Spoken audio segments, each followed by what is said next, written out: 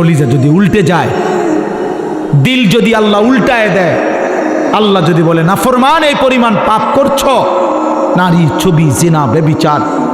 মদ, জুয়া, অসভ্যতার, নোংরামি, অশ্লীলতার, বেহায়াপনি, যা হাইওয়ান, কুকুর, বিড়াল আর শুকর আর জানোয়ারের মতো খা, ঘুমা,